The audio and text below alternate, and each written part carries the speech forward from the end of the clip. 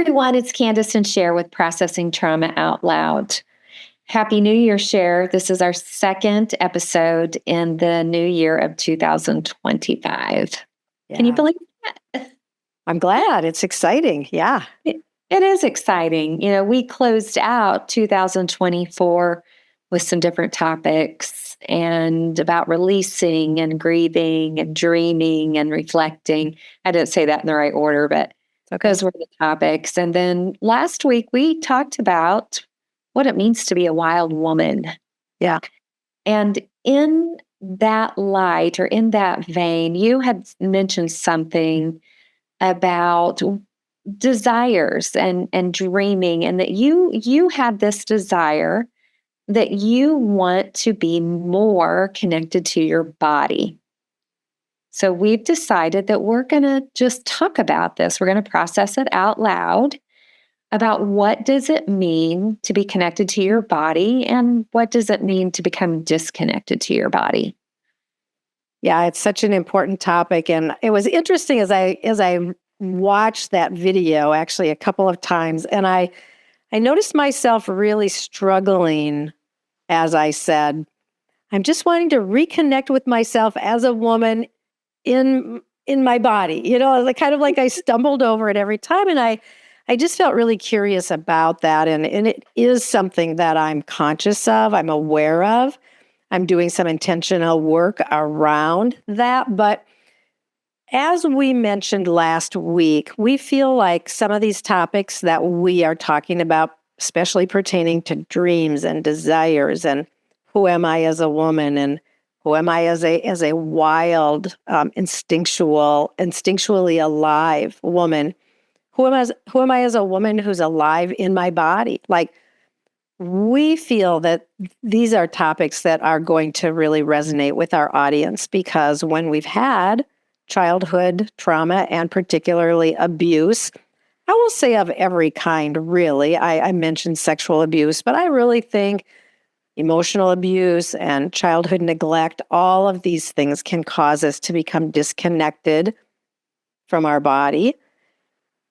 Wow. I mean, I just think it's a situation that a lot of women are faced with. So we want to talk about it. And full disclosure, we don't exactly know where we're going. Well, you know, I was just sitting here thinking, okay, so I'm going to say 6-7 years ago, that phrase would have really confused me. Yeah.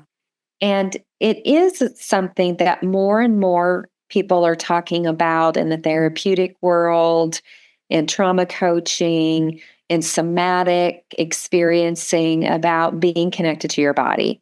So Sher and I are two women doing the work of healing from childhood trauma.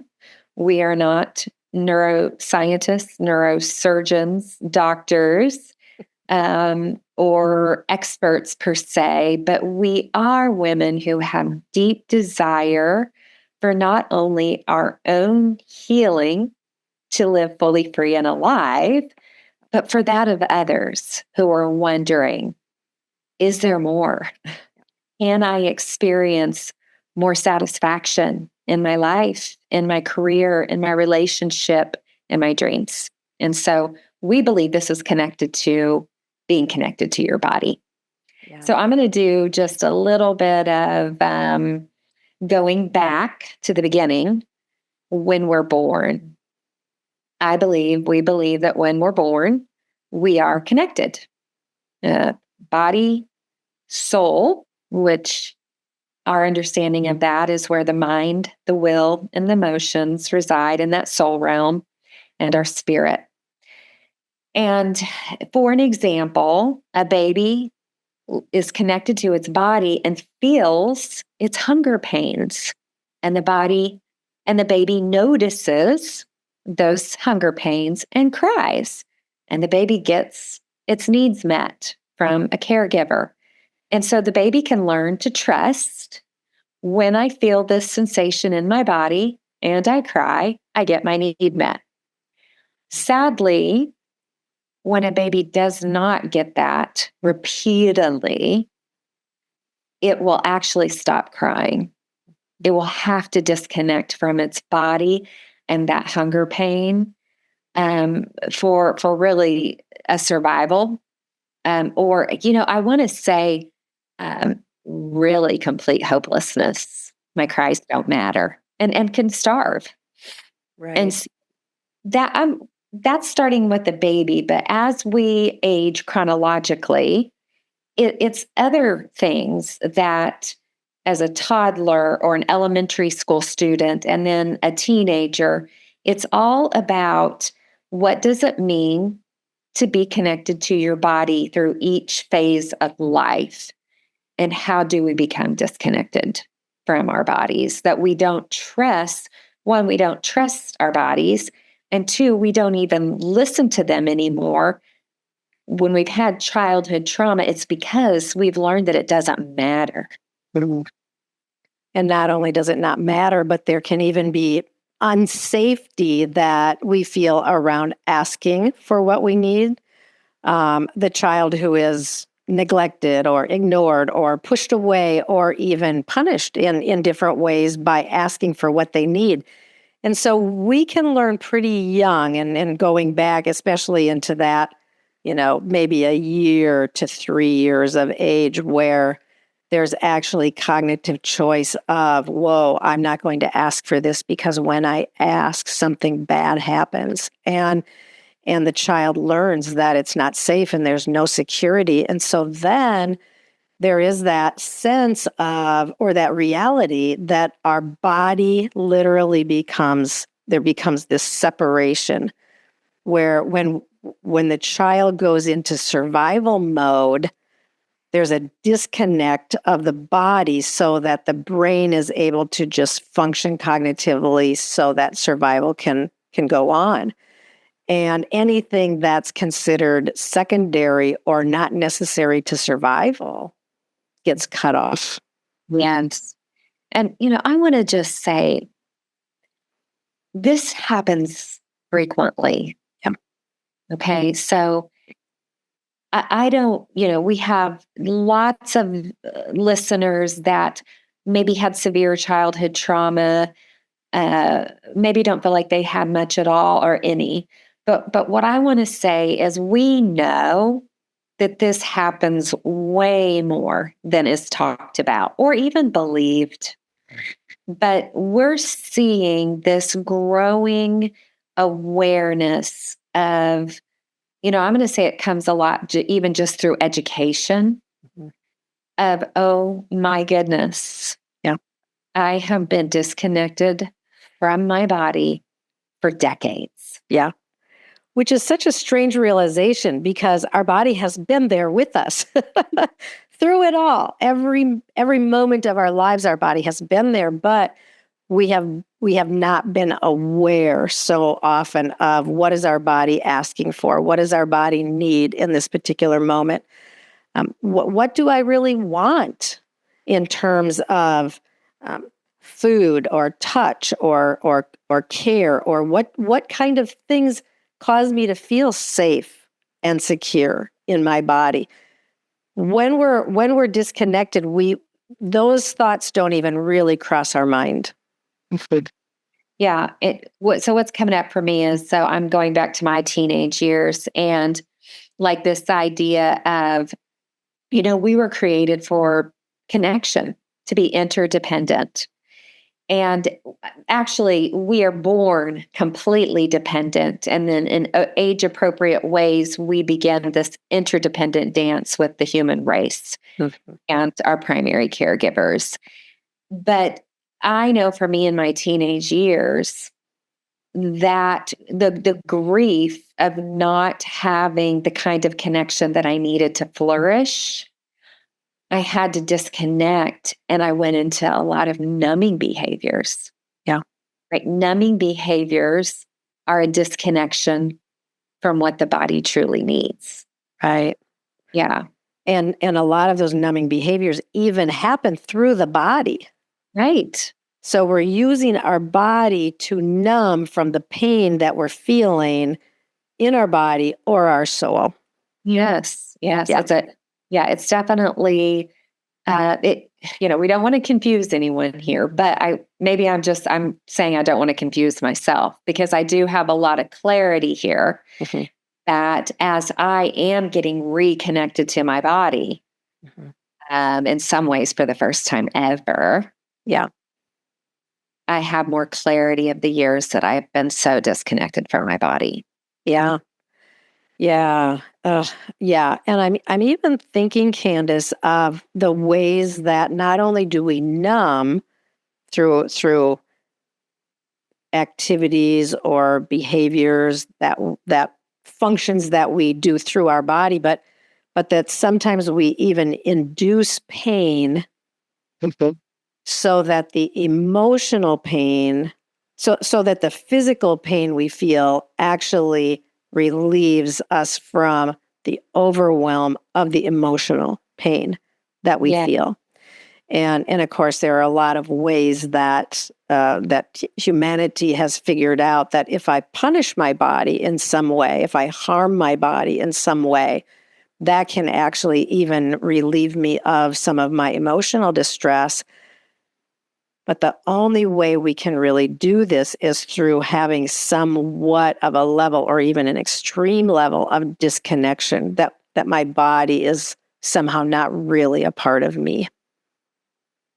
There's a statement that I'm sure most of our listeners have heard, that we are more than our bodies. Okay, and that is the truth. We are more than just a body, but I'm going to say that that has been used in a way that has minimized that we are also a body. Yeah. Mm. So keep in mind that when we're connected to our bodies, we have access to our soul and our spirit. Mm. Okay, so our body is the gateway, if you will, Yeah. to having access to what's going on in my soul that's in there, what's happening in my spirit that's in there. But it does come through the body. Yeah. Yeah. And we talked a little bit, Candace, and I want us to come back to this about how do we begin to so we know we're moving through this way too fast. But the reality is that trauma causes us to become disconnected from our bodies so that we're cut off, we're not aware of the needs of our body and the wants, the desires that we have for what we want to, how we might want to experience pleasure, or what kind of situations feel good to my body, what kind of situations don't feel good. But we talked about just the pathway to reconnecting. And we did talk a little bit about awareness. And I'm wondering if you want to just talk a little bit about so as we now recognize, like, hey, I have desires. I'm beginning to reconnect more with my body and I want to connect more. What are some of the ways that we can begin to reconnect? Okay. Yeah. So let's start with this, that we're going to set an intention that we are aware that we are a body. Okay. So we have a body, we have this flesh, right? That has nerves, that we experience sensations. Okay. We feel fear, our heart rate, so many ways that our body's speaking to us. And so we set the intention. One way to be connected to my body is to set the intention to notice what is happening in my body. What do I feel? What are the sensations? And then, the intention is first. The noticing, I would say, would be second. And after we notice, like, ooh, my heart rate just went up, or ooh, I just feel like my gut just dropped out. Mhm.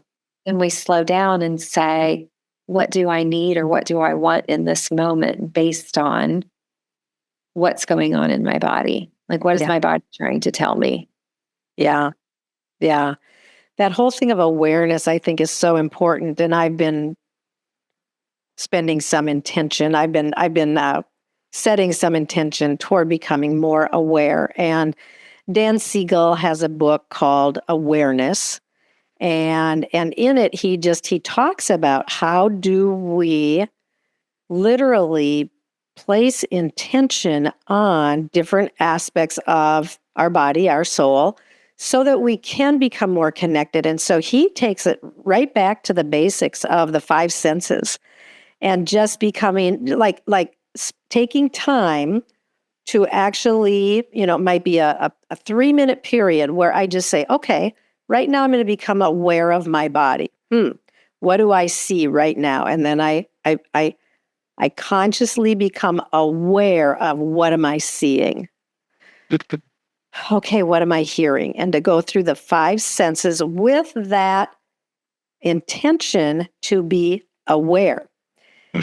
And it's quite interesting to recognize. And of course, we know that sometimes when we're focused on a task, it's good that we're not aware of every single little thing. But to take that time, and especially when we are focusing on reconnecting with our body, I just feel like we have to do this. It's almost like we're giving our brain permission again to tune in more to our body and what our body is experiencing. Yeah, the word practice is coming to my mind. Like this is a practice. Mm-hmm. And sometimes I feel like I'm killing it, right? And I'm just and then sometimes I literally can, like, what did I do today? Yeah. Yeah. And so, but I am setting an intention, just like you, based on the desire that the more connected we are to our body, I believe the more conscious choices that we can make that we feel good about. So it's like when we get that invite, right? And we have our bodies saying, you need rest. But our brain is saying, well, if I don't say yes, they're going to think this and whatever that might be. And yet your body has so much wisdom to be able to say, you know what, thank you for the invite, but I really have been going and going, and I'm going to stay home and rest tonight.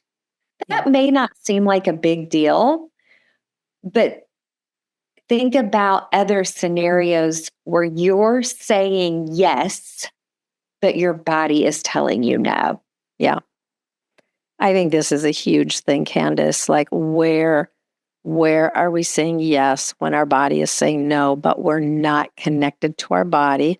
So we're not really even hearing that, but then we end up paying a price, either through just feeling exhausted or being irritated or not being able to put our focus where we want our focus because our body was trying to communicate that it needed something and we completely disregarded it because we didn't even notice. We were not even aware. Yeah. And I want to say, and let's, I think this is going to be a good segue into our next episode. I want to say, and even if we are aware and we choose to betray ourselves, it's usually from a young, wounded place that fears some type of a disconnection if we say no. Yeah. And so can we maybe do a part 2 and let's just talk about some ways as women that we say yes and maybe we're not listening to the no of our body. Or let's just also say sometimes we say no and maybe we do have a yes.